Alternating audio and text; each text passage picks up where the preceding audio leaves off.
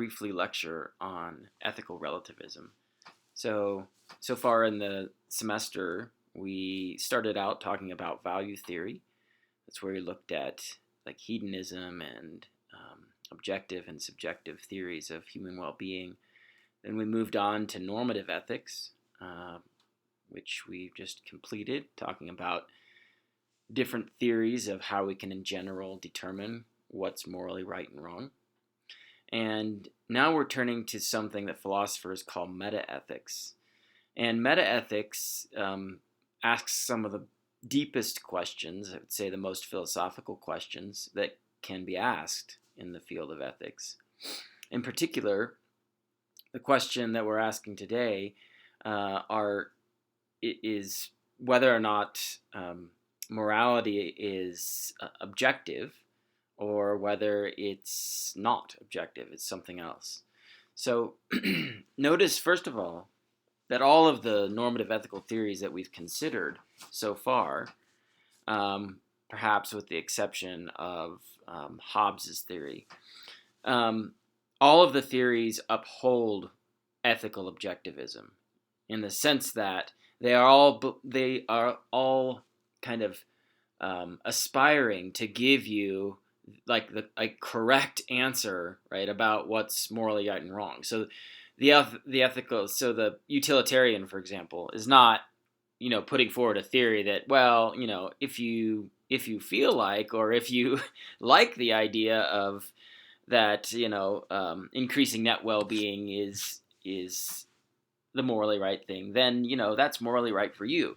That would be a very subjectivist way of thinking about things. That is not what the utilitarian or the Kantian or the social contract theorist, or the virtue ethicist, really, none of these theories are upholding this view that we're going to look at today, ethical relativism. Rather, they are all ethical objectivists, right? They are presuming to put forward a view about what is objectively, how we can determine objectively what's morally right and wrong.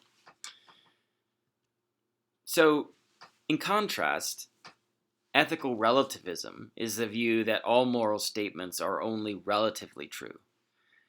That is, there are no objectively true moral statements. So, this, in some ways, you can view this theory as kind of a theory more about how language works and what it refers to. So, of course, we make statements, all the time, like, slavery is morally wrong. Well, I don't know if we make them all the time, but even if we don't make them, many people assume that such statements are true. Indeed, it seems hard to kind of imagine how that could, a statement like slavery is morally wrong. I mean, how could that not be true? But ethical relativists, really what they're trying to do is question whether or not, or how such a statement could be true, right? So if you think about, descriptive judgments or statements like there is a black cat on the mat, that is something that we can kind of use our senses to verify. Science, likewise, relies on our senses, and of course modern science uses fancy instrumentation to determine things that our senses alone can't observe, but in the end, right, we're observing things, right? I can say, oh, there are 10 trees in the field, so these are descriptive statements. Descriptive statements, what makes them true is some observation, right? So when you think about moral statements, though, you should be struck by a puzzle, which is, well, what makes those true? What makes a statement like slavery is wrong? What makes that true? Certainly it's not some observation. What observation could that be? I mean, that you could say that a society does or doesn't practice slavery, that would be a descriptive statement. But a normative or moral statement is saying something different. It's saying that slavery as a practice is morally wrong. And what is it that would make such a statement true? So, moral relativists or ethical relativists are really trying to kind of ask questions like that. And in asking them, the ethical relativist is going to kind of end up with a view that says, well, it doesn't seem that there are kind of moral facts that answer to moral statements, in contrast to descriptive statements, right, that seem to have descriptive facts that can make the statements true or false. It doesn't seem like there's the same kind of thing for moral statements. As a way of kind of thinking about the difference between objective and relative statements, we can think about relative versus absolute terms. So think about a statement like, it is hot today, and compare that to a statement like, it's 74 degrees Fahrenheit today. 74 degrees Fahrenheit is an absolute term, right? We can define it precisely. It obviously requires a certain kind of instrumentation to measure it objectively, but it's an absolute term, right? The meaning of 70 degrees Fahrenheit does not change with context. In contrast, right, the term hot, what counts as hot, changes with context. In one context, right, suppose that it is 74 degrees today, and suppose that we're in, suppose it's summer, and we're in mid-Michigan, right? 74 degrees in the middle of summer in mid-Michigan is not very hot, right? So someone who said it's hot might be disagreed with, right? Would say, well, it's not hot today. 94 degrees would be hot, but 74 degrees isn't hot. But suppose that statement that was uttered, again, same conditions, suppose it's 74 degrees, and that were uttered somewhere like, like at the North Pole, same season, spring or summer. That probably would be hot, right, in those contexts. So what counts as hot, as you can see, is relative to a bunch of different things, namely, what season it is, and where we are when we're uttering the statement, right? So really, when someone says something like, it's hot today, what we understand them as saying is, it's hot today, for this time of year in this place, right? And so that's what relative terms, we kind of understand the meaning of relative terms to be kind of elliptical ways of saying that much longer thing, right? That it's hot today, for this time of year in this place, right? Whereas 74 degrees Fahrenheit, just the meaning is absolute. We don't have to further specify what that means.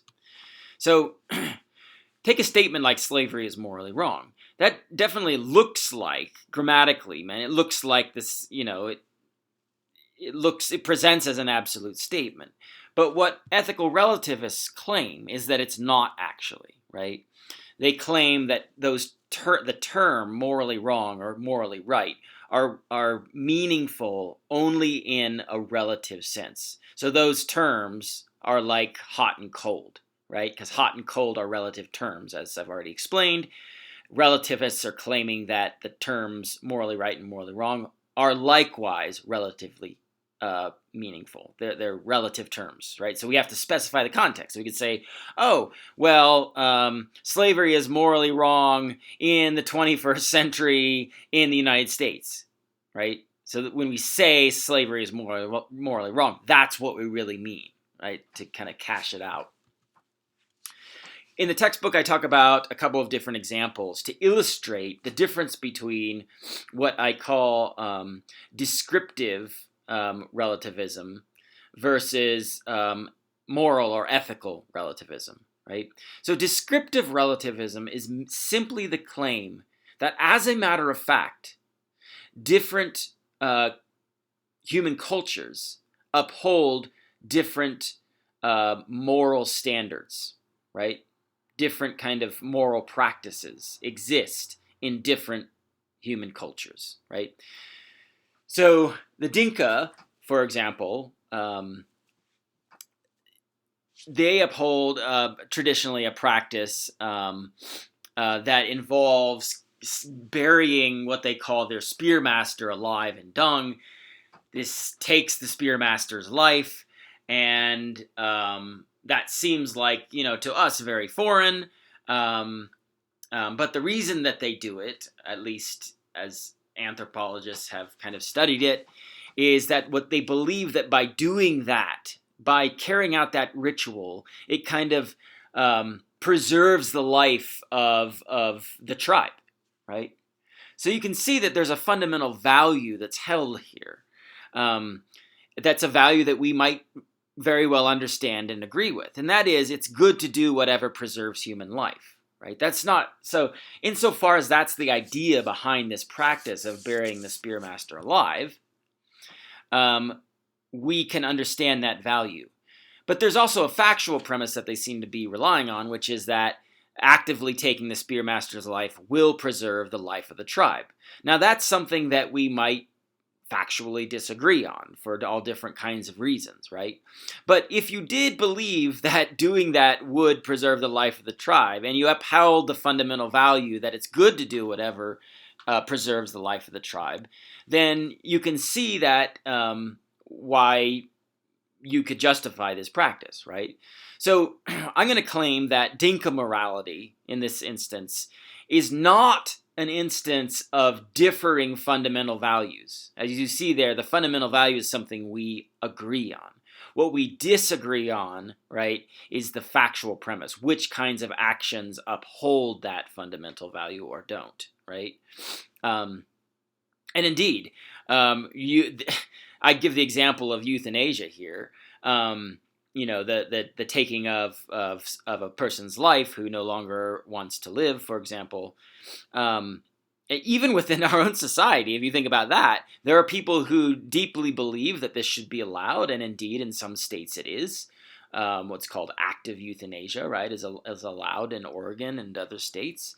And in other states, famously or infamously in Michigan, there was Jack Kevorkian years ago, physician who was helping people with assisted suicide and euthanasia, and I think ended up serving time in prison. But it was a big news coverage kind of event. In any case, it's funny to think about even like euthanasia within our own society. I think different people. Even if we agree on the fundamental value that, upholding human dignity, for example, is an important thing, people will disagree on whether active euthanasia either undermines or upholds human dignity, right? Some people will say no, and some people will say yes, right? So anyway, in any case, this is not a case of disagreement on fundamental moral values, right? It is not a case of descriptive relativism, right? Descriptive relativism would be a case where, as a matter of fact, different cultural groups are disagreeing on a fundamental value. And what I've suggested is that it's not the case with us and the Dinka, and it's actually not even the case with us in euthanasia. I think we still are upholding both sides of the euthanasia debate in our own cultural context. Believe that upholding human dignity is good. They just disagree on whether that action of allowing active euthanasia is something that does that or not, something that preserves that fundamental thing that we value. So let's talk then about ancient Sparta. So the ancient Spartans, if you don't know, maybe you do, upheld a practice where they would kind of, the one that's kind of famously talked about is they would send young boys, elementary age boys out into the wilderness to kind of survive. And some of those boys did not survive. And part of the whole rationale of that practice was to weed out the weak. Right? So if the boy didn't return from his time, living alone in the wilderness, then that was according to them kind of as it should be, because what they wanted was only a society of strong people.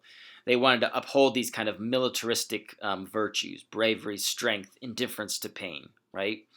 That was their fundamental value. That we should do it. It's good to do whatever enhance the militaristic virtues of the state. And the factual premise here is that, well, allowing weak individuals to die will enhance the militaristic virtues within the state. Now, if you think about that factual premise, like the claim that if you were to uphold this practice, you would end up with stronger individuals, physically stronger, I suppose, you might very well agree with that. But in this case, arguably, we're going to disagree with the fundamental value. We think even if, upholding that practice would accomplish that end or goal, we don't agree with the end or goal. That is, we disagree with the fundamental value, which says that it's good that we should do these things, right? So here I think there is actually a case of descriptive relativism, because we actually do... our own society is going to disagree with the ancient Spartan society on this fundamental value. We do not think that human beings who lack these kinds of virtues should not be allowed to live, or we don't think it's good for them to die, right? So here's an argument that I suggest in the textbook. I get it from the philosopher Levy. And it goes like this. It's an argument in favor of ethical relativism. So I've laid out what ethical relativism is. Ultimately, the key support for it is that there exist instances of what I've called descriptive relativism. I just gave you one instance of it. The difference between us and the Spartans, for example. And so there are cases of descriptive relativism. And given that fact, we can make this argument. Different cultures make different moral judgments. In at least some of these cases, these differences stem from differing fundamental values, right? That's just what descriptive relativism claims. And we've seen there are instances of that. We could give others, but we'll just stick with that one for now.